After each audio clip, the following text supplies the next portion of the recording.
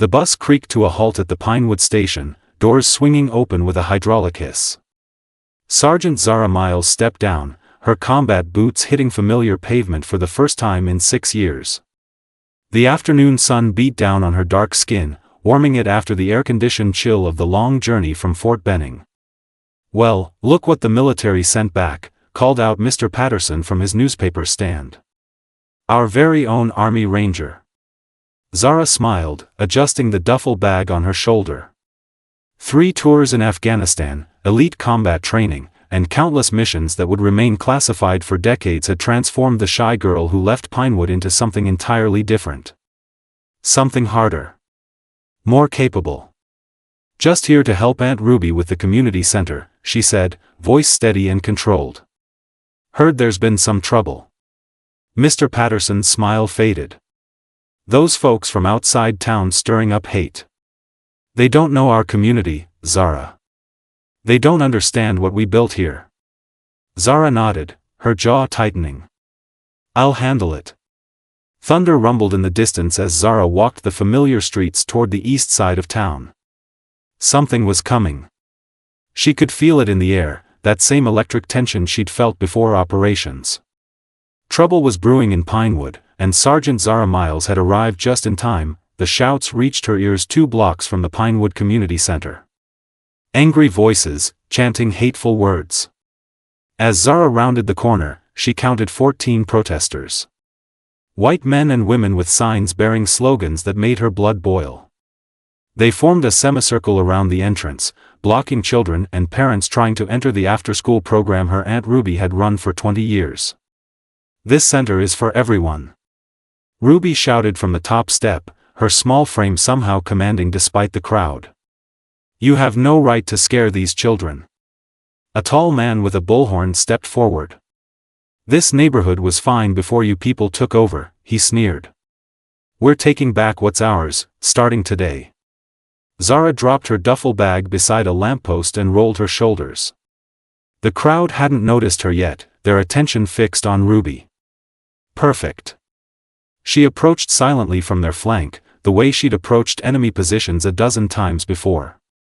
"Touch my aunt, and it'll be the last thing your hand ever does," Zara said, voice cutting through the noise. The crowd turned as one, eyes widening at the sight of her military bearing, her unflinching stare. "Now, who's in charge of this pathetic operation?"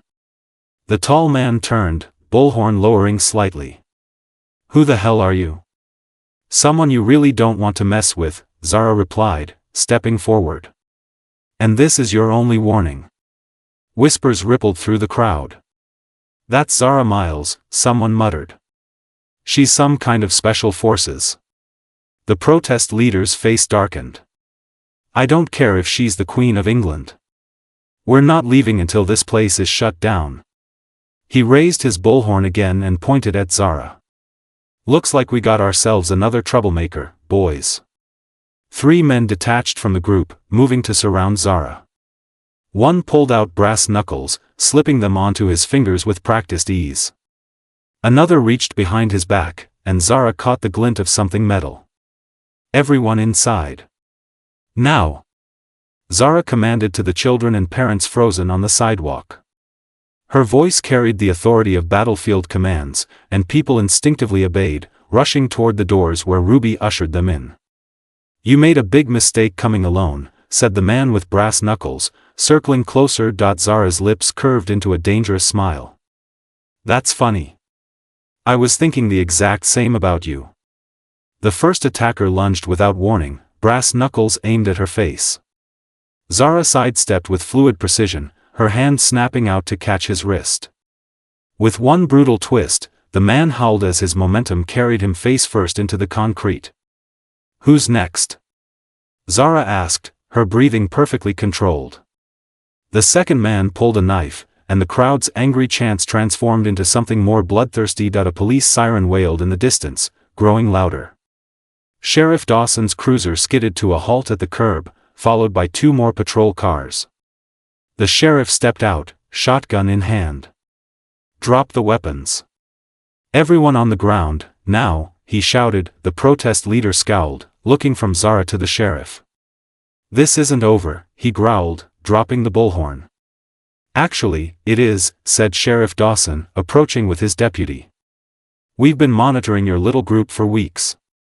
Got reports you were planning violence today. He nodded toward Zara.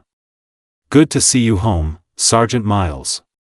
3 days later, the community center buzzed with activity. Children played basketball while parents chatted on bleachers that had been empty just days before. Zara stood beside Aunt Ruby, watching as neighbors from all parts of town, black, white, Hispanic, Asian, worked together painting a new mural on the wall. You brought them back, Ruby said, squeezing Zara's hand. They were too afraid to come before. Zara smiled, noticing Mr. Patterson delivering boxes of donated books. Sheriff Dawson's wife organizing a bake sale. The town mayor hammering in a new sign, Pinewood Community Center, where everyone belongs. No, Aunt Ruby, Zara replied. We all did this. Sometimes people just need someone to stand up first. She looked around at her hometown, feeling something she hadn't felt in years. Hope. And I'm not going anywhere this time. I'm home to stay.